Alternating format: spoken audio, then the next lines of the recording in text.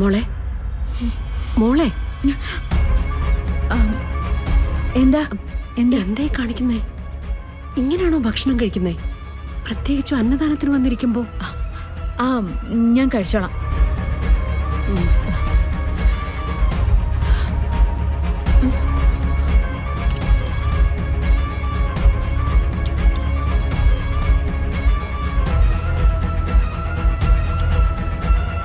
അതെ, ഇവിടെ കുറച്ച് മോര്.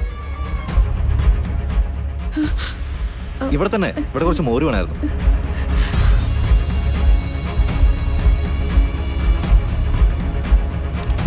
പോയിച്ചോട്ടെ.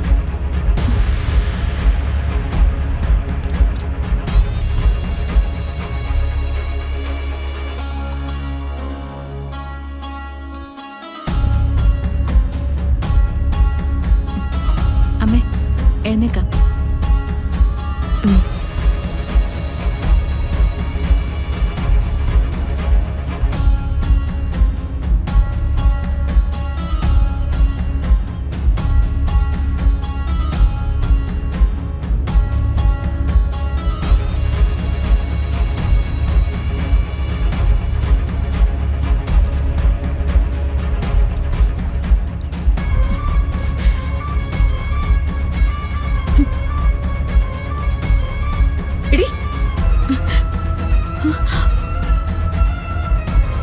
ഗാദി എന്താ ഇവിടെ?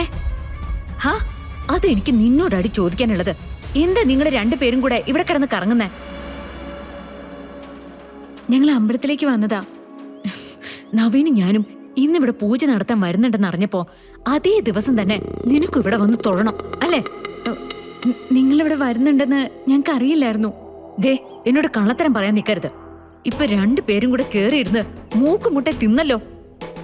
ആ അന്നദാനം നടത്തിയതേ ഞാനും നവീനും കൂടി ആയിരുന്നെന്ന് അറിയില്ലായിരുന്നോടി നിനക്ക്? സത്യമായിട്ടും എനിക്കിതൊന്നും അറിയില്ലായിരുന്നു ഗാഥ. ഞങ്ങളിവിടെ വന്നത് വേറൊരവസ്ഥയിലാ. ഓ, എന്തവസ്ഥ! എന്റെ ജീവിതം തകർക്കാൻ ഇറങ്ങിത്തിരിക്കുമ്പോ എന്നും നീ പറയാറുള്ള കാര്യ വേറൊരവസ്ഥ വേറൊരവസ്ഥ എന്ന്. എന്താടി നിന്റെ ഉദ്ദേശം? ഞങ്ങളെ തമ്മിൽ എങ്ങനെയും പിരിക്കണം എന്നല്ലേ? ഒരു കാര്യം പറഞ്ഞാൽ മനസ്സിലാക്കാൻ എന്താ ഇത്ര ബുദ്ധിമുട്ട്? ഇന്നലെ രാത്രി ഒരു അഭയവും ഇല്ലാതെ ഇവിടെ നാഗത്തറ വന്ന് കിടന്നതാ ഞങ്ങള്. ഇവിടുന്ന് തിരിച്ചു പോകാൻ തുടങ്ങുകയായിരുന്നു. ഇങ്ങനൊരു വരവുണ്ടാവുമെന്ന് കരുതിയില്ല. എങ്കിൽ ഞങ്ങൾ നിൽക്കില്ലായിരുന്നു. കാണാൻ ഞങ്ങൾക്ക് വലിയ ഇഷ്ടമൊന്നുമില്ല.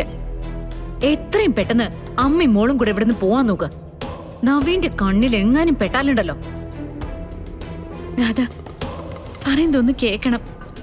നിങ്ങൾ ഒന്നിച്ച് ജീവിക്കാൻ വേണ്ടി എത്ര കഷ്ടപ്പെട്ടതാ ഞാൻ. ആ കഷ്ടപ്പാടിന്റെ കണക്കൊക്കെ ഇടയ്ക്കിടയ്ക്ക് നവീൻ എന്നോട് പറയാറുണ്ട്.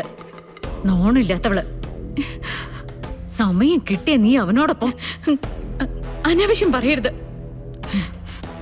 എവിടെയാണ് നിൽക്കുന്നതെന്ന് ഞാൻ നോക്കില്ല. നീ എന്റെ അടുത്ത് കൈ ചൂണ്ടും അല്ലേടി? കൈ താക്കടി. അതെ, എന്റെ മോളുടെ ദേഹത്ത് തൊട്ടിട്ടുണ്ടെങ്കിലുണ്ടല്ലോ, അമ്മയും മോളും കളിക്കുന്ന ഈ കളിയൊക്കെ വിളിച്ചു പറയാൻ എനിക്ക് ബുദ്ധിമുട്ടൊന്നുമില്ല. മോളെ, നമുക്കിനി ഇവിടെ നിൽക്കണ്ടേ? ഇവളുടെ അഹങ്കാരം കാണേണ്ട ആവശ്യമൊന്നും നമുക്കില്ല.